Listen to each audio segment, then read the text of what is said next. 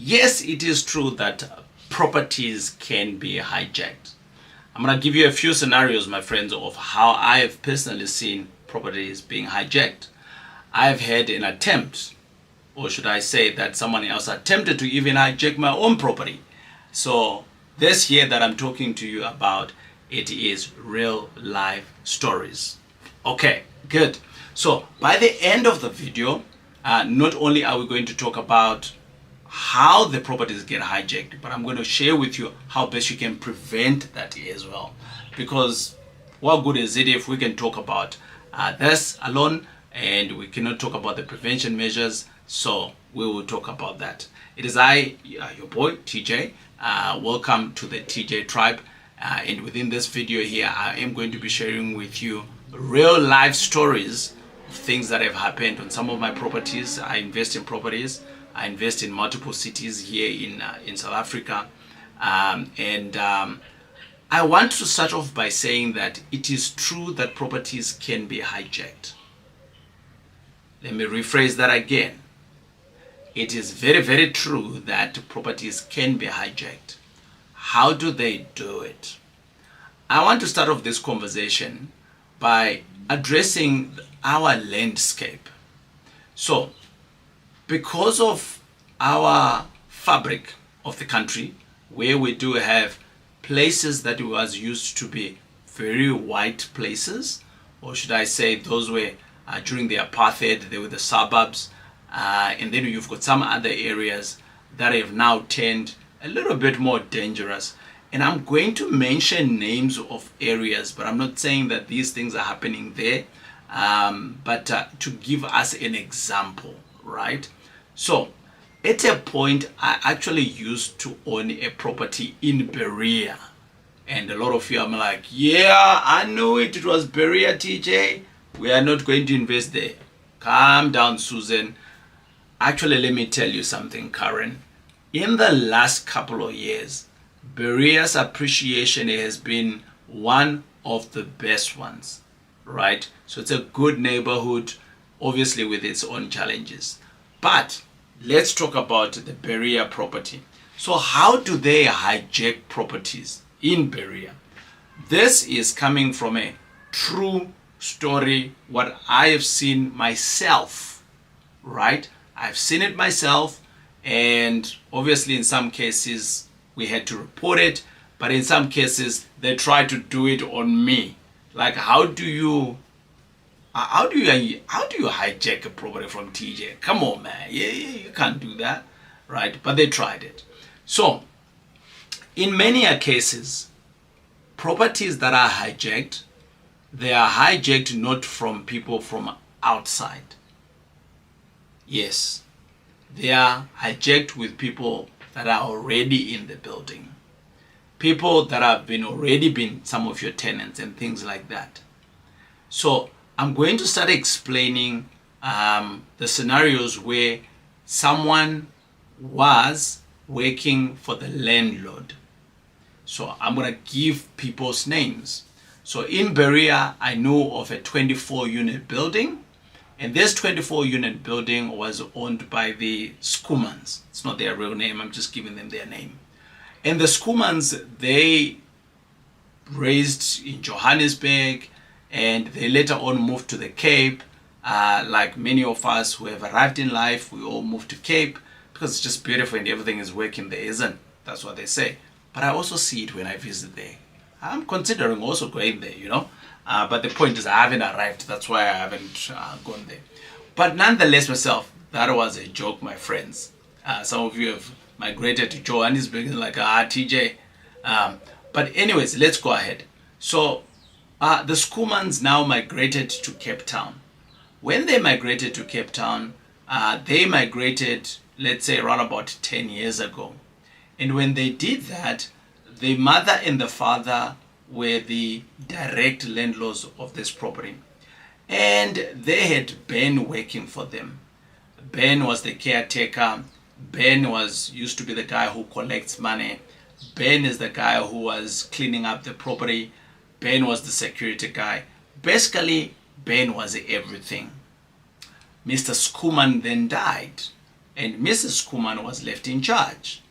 And 20 years later, Mrs. Kuman becomes elderly, and then her son kicked in, and the son started looking after the property. So Mr. Kuman Jr. So obviously he's getting money from Ben from Johannesburg, and this time round, instead of getting, let's say, 100,000, this time around he's getting 50, he's getting 60, he's getting 80, and some days he's getting 10. But actually, Mr. Schoeman's Jr. has never been to this place. Why? Well, Mr. Schoeman Jr., when he came to Johannesburg, all of his friends in Johannesburg say to him, bro, you can't go to Berea. Berea, they're going to kill you, right? Berea, they're going to hijack you. Berea this, Berea that. So all of these stories now, with the other crimes that we see in the country, it resonated with Mr. Schoeman Jr. So Mr. Schoeman Jr. never went to Berea at all, right? 30 years later, and he has focused now on his job, and now he decided he's going to migrate to the USA. So he migrates with his family, and then Ben, what does he do? Ben, he doesn't send 1 month, and Mr. Schoeman Jr. doesn't say anything. He doesn't send the other month, Mr. Schoeman doesn't say anything. It happens for the 4th, for the 5th month, you see the drill. Almost to a year, and Mr. Schoeman Jr. is like forgetting this thing. In the meantime, Ben is collecting money on that building. My friends, this year, what Ben has just done, he has just hijacked the building. Finish and clear. You could be asking, what the heck, TJ? Yes, he has just hijacked this building. Oh no! Do we need some Nigerian guys to come? Do we need to get some guys from Congo? No. This is just in the family. It just happened. Right? I have seen that with my own eyes, not once, not twice, a couple of times. And then in the mix, guess what happens? Somewhere along the lines, Mr. Schoeman Jr. decides, let me wind off my father's estate. And bingo, there's a council bill of R1 million, and they can't sell that property anymore. And they contact a guy like me to say, TJ, can you help? I go and see that place, and it's just tatters.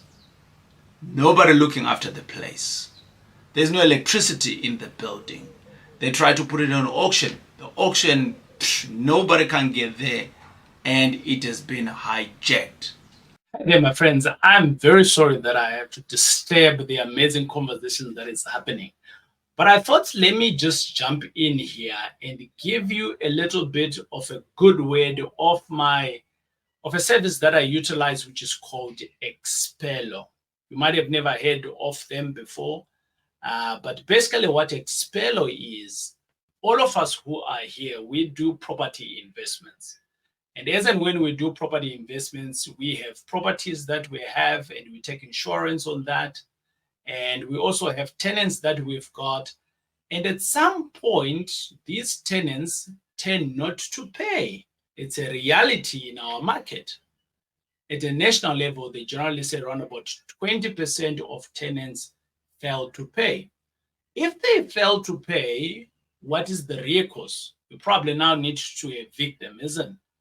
And the cost of evicting anybody, even the going through of that process, can be extremely tedious. And my friends, that's where Expello comes in. I utilize Expello myself in all my properties that I've got. The Expello company, what they basically do is that I said to myself when I was trying to explain this to my wife the other day, and I said to her, babe, Expello to us is the big brother that we pay on a monthly basis, and as and when we ever have a delinquent tenant, a tenant that is not paying, we can always call on Expello, and they will do the eviction for us. We don't need to worry about it. They'll handle all the legal fees. They will do everything in ensuring that this tenant is evicted. So, my friends, I just thought that it is unfair of me not to share with you this information. So, on the screen right now, it's the details of basically how you can reach out to Expello and you can claim your discount. Well, you might not be able to get the entire link because it's on the screen, but if you have to click in the description of the video, you'll be able to see the same link that is in here that says expello.link/TJ Tribe, and that's to get you your discount. So, my friends, don't be caught with your pants down with your tenants and they become delinquent and you fail to evict them. Just go to Expello. But for now, let us go back to that interesting conversation that we were having. Thanks for watching. My friends, that is scenario number one. So your own people can hijack the place, but it's also coming from a point of negligence. The landlord is not vigilant. The landlord is not visiting his own property. The landlord doesn't even know where his property is. The landlord is even absent. So whose fault is it that this building has been hijacked? You can make the call, my friends. That was scenario number one of how I have seen buildings being hijacked. All right. The second scenario that I have seen, and by the way, we are answering the questions where someone says, TJ, how do buildings or property get hijacked? There's a number of scenarios here that I'm going to be telling you, and some of them we can avoid them, and some of it is actually our own wrongdoing. You can see it here. The other one I'm going to give you, my friends, is that again in the area of Berea. All right, and this time round there is no caretaker on the property. A group of 9 guys pitch up and they say that we have come from Mr. Ngube's office. This time around, Mr. Ngube is the one who owns the property. And what they basically do is that they go into the property and then they say, from now on, we are coming from Mr. Ngube's offices. And they come with the legit letters printed out, bank accounts, the works. How do they open these bank accounts? I don't know, right? But with ID theft, these things have been happening, not a lot, but they've happened before.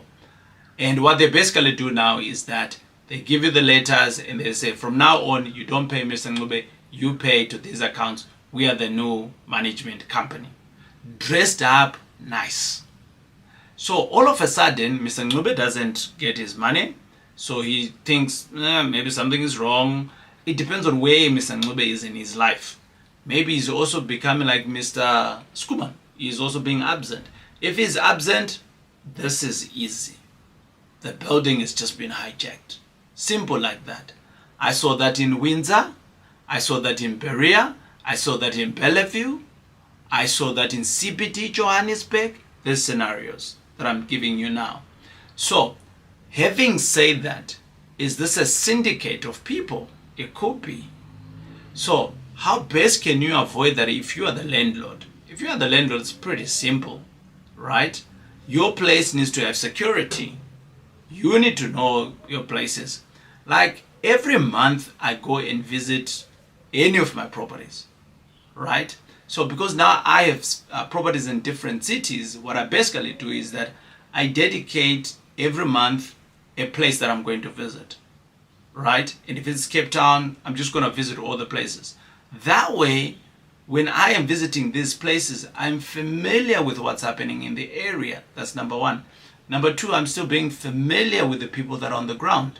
And by the way, I never present myself as the owner of these properties. I'm always a property manager of sort, and none of my None of the people that rent from me ever know that I am that guy who owns them.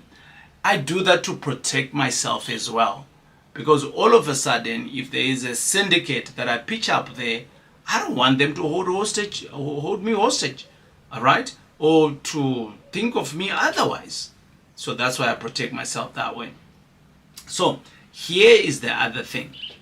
Once you have all these properties now out there, to prevent all of these people coming onto your properties and so on, how about just putting in simple security systems of access control? Like very simple access control, even a remote, right? Or even the keypads. The only people that know the key are the people that stay on that property. So I've seen more properties that are vulnerable, are these properties that are kind of like anybody can walk in. All right. Sometimes they even come with a fake municipality statement. I've also seen that. So obviously what I'm telling you here is things that I have seen, but they could be using other tactics that I'm not familiar with, right? As you know, people, when they are stealing money from you from the bank, we all know that they may clone your card. We all know that they may ask of you of your internet details, but the banks is continuously giving us updates to say this is what's happening in the market. Beware, beware. The same thing needs to happen in the property space. That's why this platform is available. And by the way, if you've ever seen any other form or scam of hijacking that I haven't discussed, hey, feel free to give us into the comments. I am not done. I'm going to give you the last one, which I think is a little bit sophisticated. And I haven't seen a lot of this, or should I say I've just read about it once or twice, but I haven't seen a lot of it. But basically where someone pretends to be someone else. So false identification here is at play, and then they go in and basically they are pretending, someone is pretending to be like TJ. And they go in, they say, no, this building, we're selling it, and later, back at the range, they're probably selling it to themselves, to the syndicate or something like that. But this example that I'm giving you is extremely sophisticated, and I want to say to our government systems that they have in place of double checking with the different attorneys at play. I've seen very little of it. I've just read about it. And I actually don't know how true it is, but in many cases, there was a fraud report that I read, and they were talking about it to say that it was prevented. So someone tried it, but they caught it in good time. They saw that, hey, there's something wrong here with the ID numbers not looking like, and they saw it, and then they were able to capture. So my friends, hijacking of buildings is real, okay? But these are the three that I've seen where they've done it.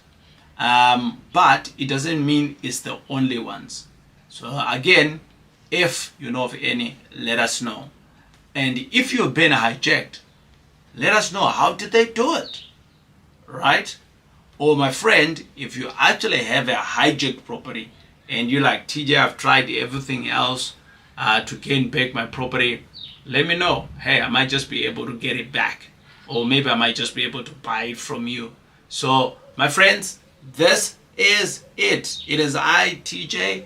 We will check you on the next video. But it's been a great hanging out with you. And by the way, thanks for watching. Hey, I really, really appreciate it. You give me the oomph to come here and record some more.